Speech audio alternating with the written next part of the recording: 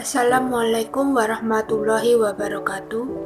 Perkenalkan, nama saya Endah Lovitasari, NPM 19077 dari kelas 02 dari Prodi Ilmu Hukum Universitas Slamet Riyadi.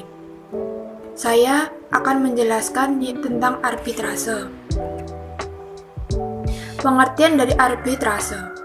Istilah arbitrase berasal dari bahasa Latin dari kata arbitare yang memiliki arti kekuasaan untuk menyelesaikan sesuatu perkara menurut kebijaksanaan.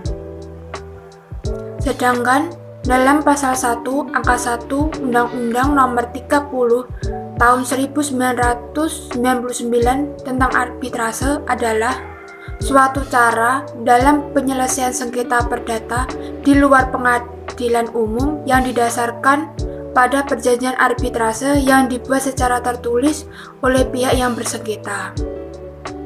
Dalam penyelesaian masalah menggunakan cara arbitrase, umumnya dipilih dalam sengketa kontraktual, baik yang bersifat sederhana maupun yang kompleks.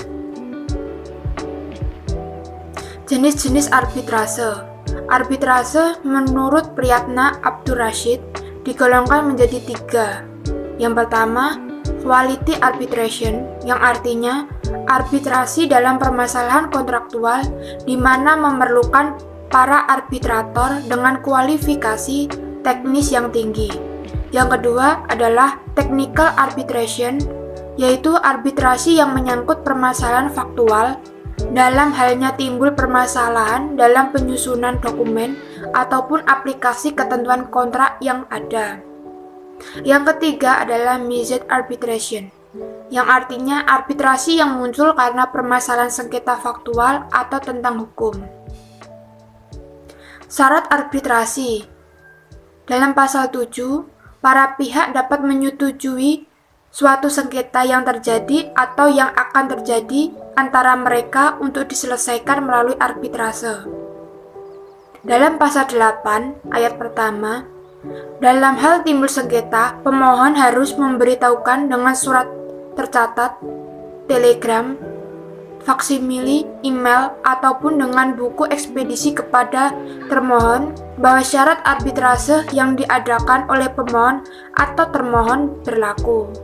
Ayat yang kedua, surat pemberitahuan untuk mengadakan arbitrase sebagaimana yang dimaksud dalam ayat 1 memuat dengan jelas nama dan alamat para pihak, penunjukan pada klausula atau perjanjian yang berlaku, perjanjian atau masalah yang menjadi sengketa, dasar tuntutan dalam jumlah yang dituntut, cara penyelesaian yang dikehendaki, perjanjian yang diadakan oleh para pihak tentang jumlah arbiter atau apabila tidak pernah dikehendaki perjanjian.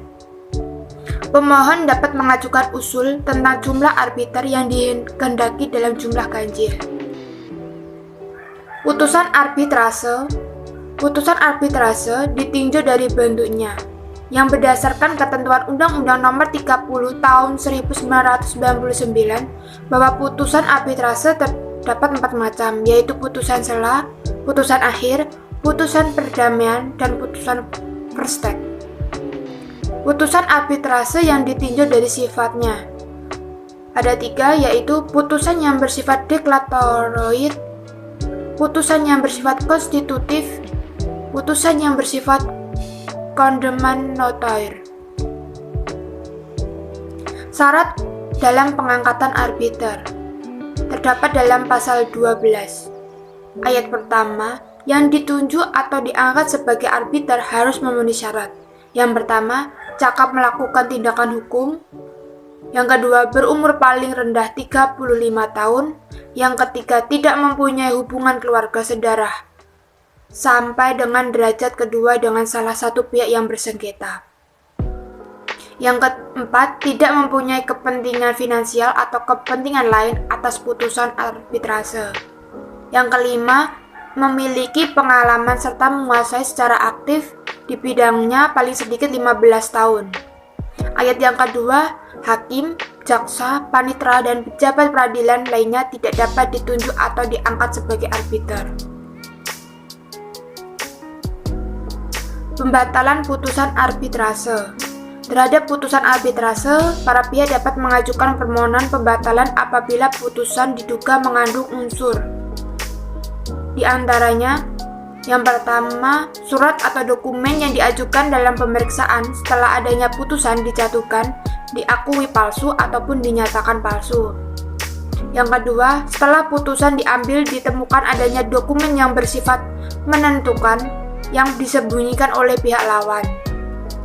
Yang ketiga, putusan diambil dari hasil tipu muslihat yang dilakukan oleh salah satu pihak dalam pemeriksaan sengketa. Dalam permohonan pembatalan putusan arbitrase harus diajukan kepada Ketua Pengadilan Negeri. Keunggulan dari arbitrase. Proses arbitrase konfidensial yang artinya dapat menjamin kerahasiaan dan publisitas yang tidak dikehendaki, di mana sifatnya yang tertutup dan tidak konfrontatif dan berlangsung secara kooperatif damai. Yang kedua, sifatnya menjurus kepada privatisasi. Penyelesaian sengketa dapat dilakukan atau ditunjukkan kepada posisi win atau win, dan bukan apa yang terjadi di pengadilan mempertaruhkan win-loss. Yang ketiga, dapat memilih arbiter tunggal atau arbiter dari masing-masing pihaknya yang dipercaya. Yang keempat, putusan arbitrase sesuai dengan kehendak dan niat para pihak yang merupakan putusan yang bersifat final dan mengikat.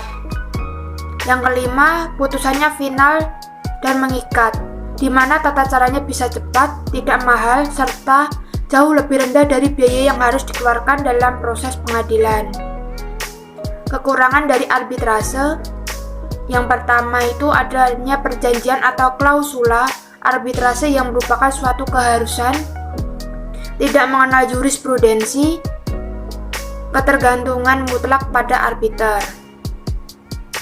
Sekian dari penjelasan saya, kurang lebihnya saya mohon maaf, semoga bisa bermanfaat. Wassalamualaikum warahmatullahi wabarakatuh.